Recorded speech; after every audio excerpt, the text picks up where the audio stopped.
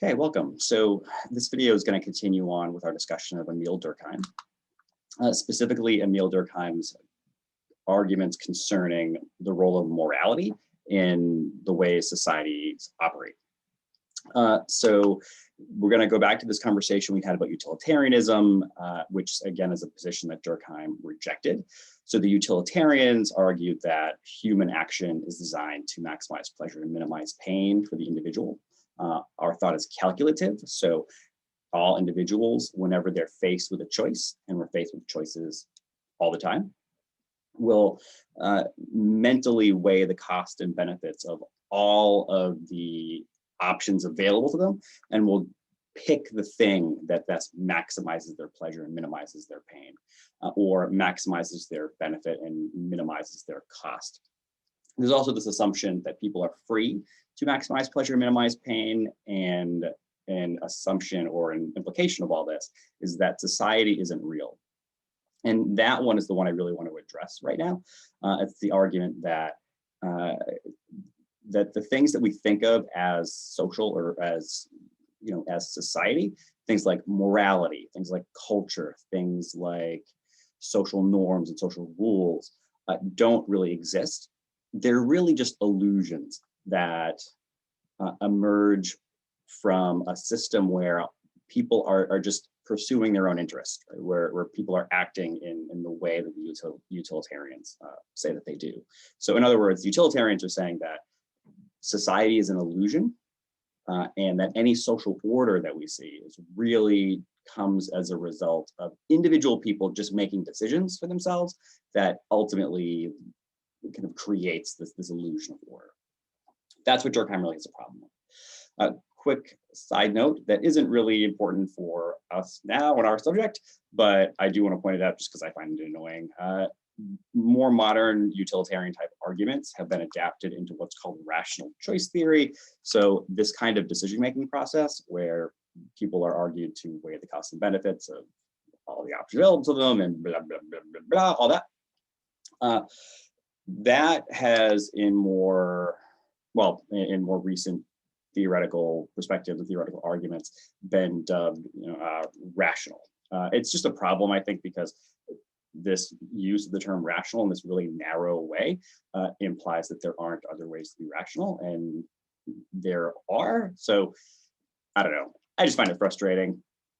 And none of this is going to come up like on an exam or something, but it's just annoying that if you encounter the word rational in an economics class or political science class or something, they've taken the word and they've narrowed it to mean this utilitarian way of acting. But the word doesn't have to mean that. We can use it much more broadly, and we probably will at different points.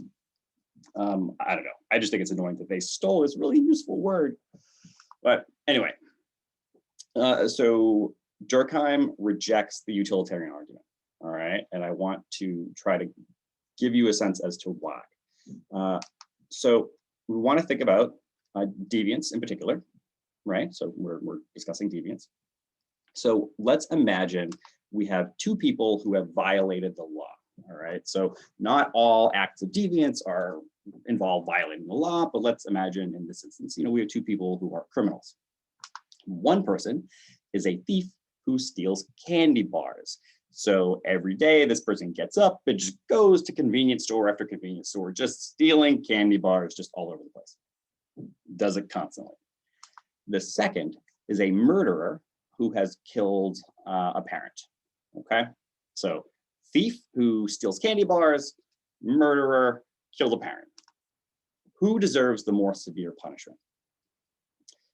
And why? All right, so we have these two people. Thief who steals candy bars, murderer who has taken the life of one of their own parents. Who should be punished more harshly? Who should get the longest jail sentence, the toughest fine? If someone should be physically punished, through execution or torture, who should get the worst punishment? And why is that? I think there are very, very few people who, when asked about, when given this question, are going to say that the candy bar thief deserves harsher punishment. Overwhelmingly, probably almost universally, people are going to say that the murderer deserves a harsher punishment. But the question is, why do we think that? And the argument that Durkheim would make here is that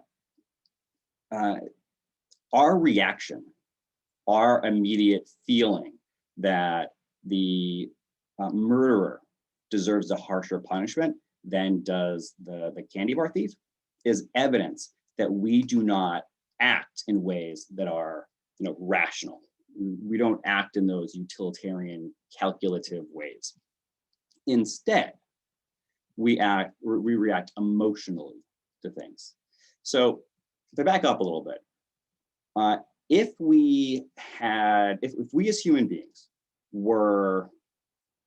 we acted the way the utilitarians say we do, where we weigh costs and benefits all the time. Well, we would think about, in that world, what would punishment look like? What would be like, how would we punish people who violated the law or who broke social rules? Well, in a so-called rational world, we would design punishments in ways that would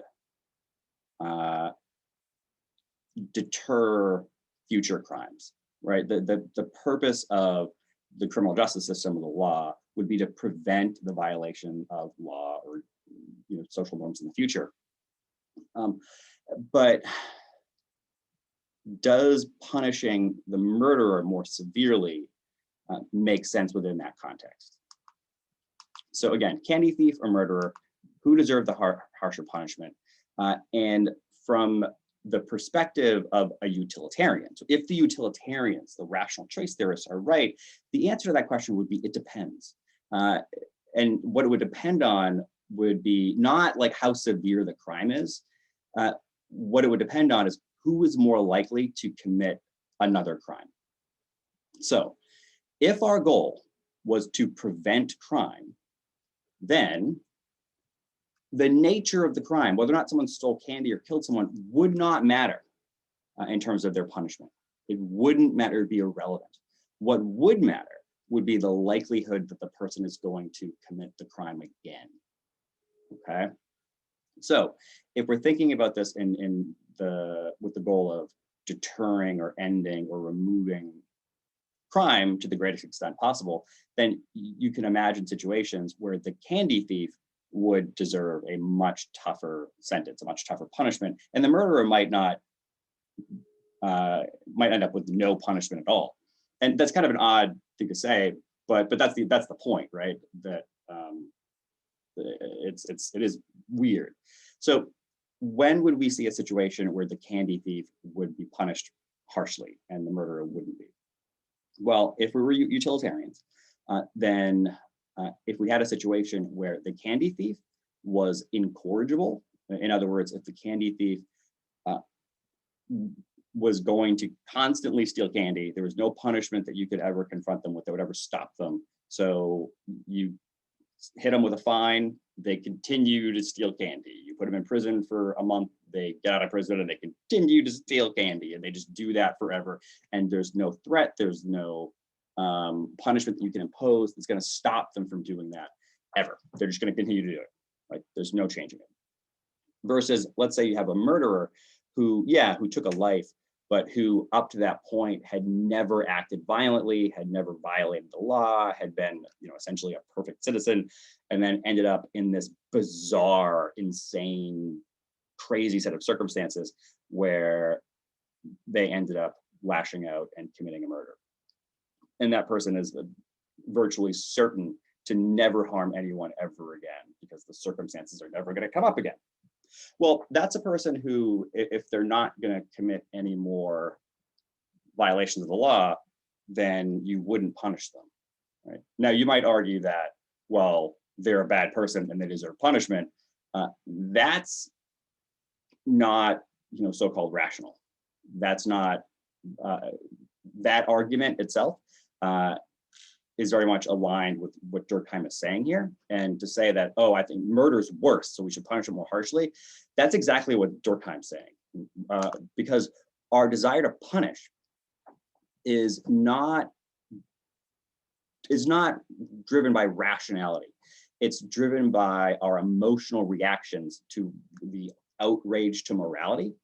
In other words, we exist in a society where there are moral rules, where there are rules about what's considered right and wrong.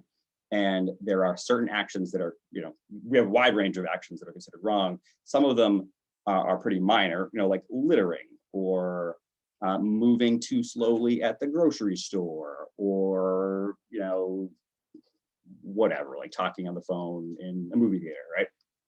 All the way up to much greater violations of moral rules, things like murder, sexual crimes, crimes against children, that sort of thing. And the more severe the violation, the stronger the outrage to morality, the stronger our emotional reaction will be, and the more intense our desire will be to punish that person. So our desire to punish is not being driven by the degree to which that punishment will prevent crime, but it's driven by how strong our emotional reaction is that leads us to want to harm that person. I don't know if you can hear, but there's somebody vacuuming in my hallway. I live in an apartment building.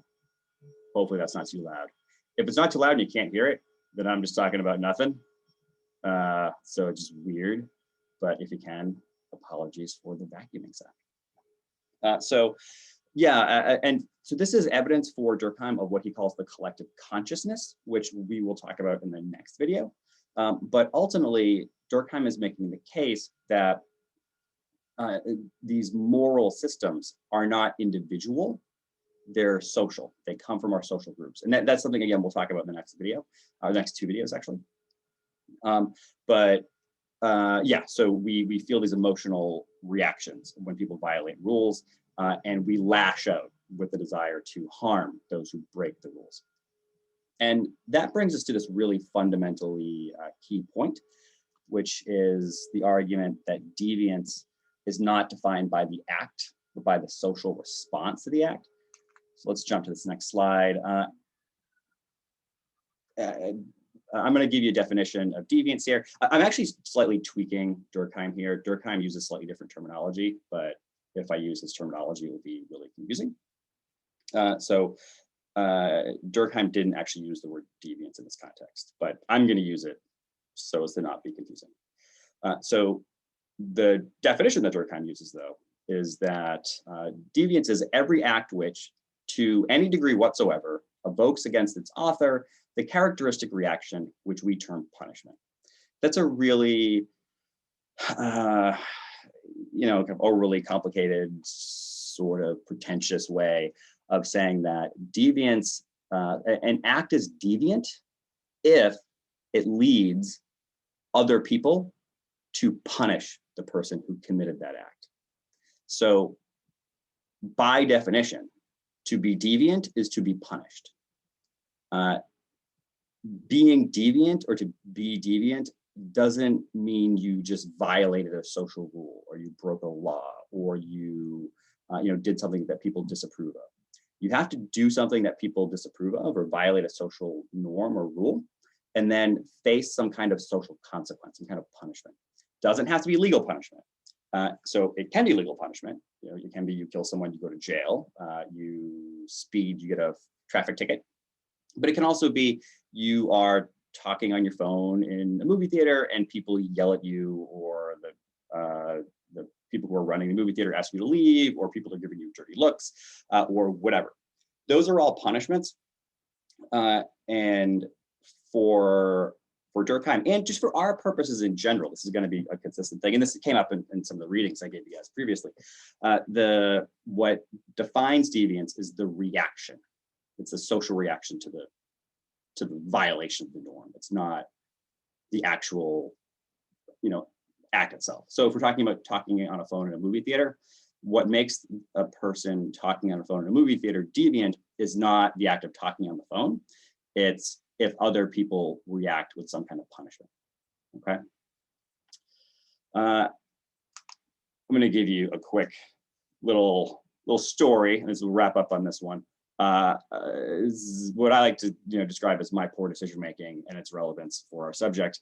I'll give you an example of a situation that I found myself in where there was an inadvertent violation of informal social rules that led to pretty negative experience on my part. So here's the story. I used to work at Radio Shack, which has since gone out of business, which is great because it's a terrible, terrible, terrible store, and I don't like it, and I'm glad it's gone because it sucks.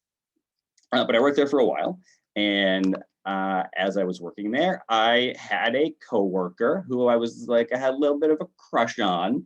So I was like, I wonder if she'd go out on like a date with me. I wonder if maybe she should go out with me, maybe. And I was nervous, right? I mean, this was a long time ago. Not that I wouldn't be nervous now, but I was even more nervous then. And like, I don't know, like what to do. How do I navigate this effectively?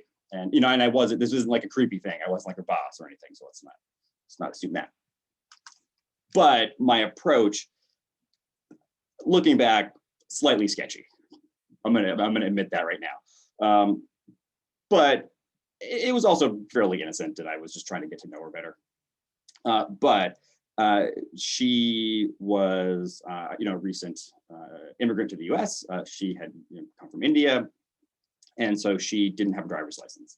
And so she was working on getting a driver's license, and so she needed practice driving. So I was like, "Hey, I'll give you a hand. I'll totally give you some driving lessons. We'll drive around and you'll practice, and then maybe when we're driving around, maybe we'll drive past a restaurant or something. Maybe we'll be hungry. Who knows what could happen?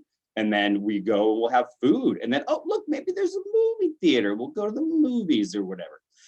And along the way, just like chatting and getting to know each other. So it was my way of trying to like start dating her.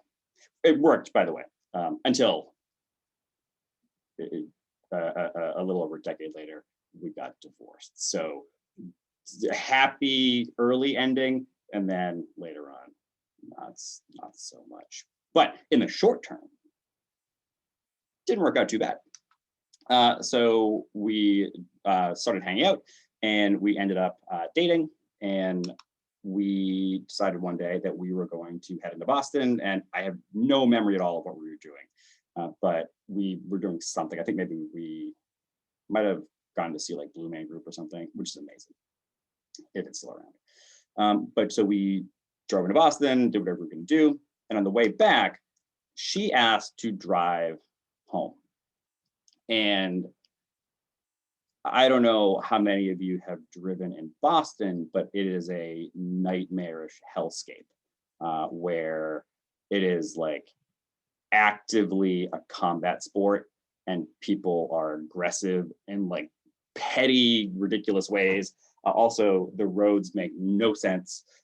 There's no order to it. It's just crazy. And so it's a combination of roads that make no sense, random construction all the time, and angry, vicious drivers. Okay, that's what it is. And what I had forgotten was on the drive back, the way we had to go was we had to take 93 north. Okay, so Route 93 north. And the direction we were coming from, the on-ramp, so this is 93 north. Actually, I've driven past this sign many times, so a little stock photo here that I'm using without permission, so more copyright violations. So it's a 4-lane highway, and when you enter on the far left lane, which is just another sign of Boston's terrible road system. So you end up driving onto the fast lane, right? And we were leaving, it was like 6 or 7 o'clock at night. So there were a lot of cars on the road. Now, there weren't so many cars, though, that traffic was going very slowly. Traffic was still moving quickly, but there were enough cars on the road that it was very difficult to maneuver from one lane to the other. So the road is basically the worst possible situation. It's packed with cars. Everybody's going 70, 80 miles an hour. All right, and we pull out into the far left fast lane, where legally, you are not supposed to go over 55 or 65 miles per hour. But deviance isn't defined by whether or not an act violates the law. Deviance is defined by whether or not an act gets punished. And so in this instance, to not go the same speed that other people expect you to go in that lane, that's the deviant act. No, she was a new driver. She had some experience, but she had never, I don't know if she'd ever been on the highway. She certainly had never been on the highway in a situation like this. I'm pointing because my screen's over there. And so I realized as we're headed towards this on-ramp that like, oh God, this is gonna be bad. And once we got on the road, she realized and freaked out. Understandably, I do not blame her. It's terrifying, especially if you have no experience with it.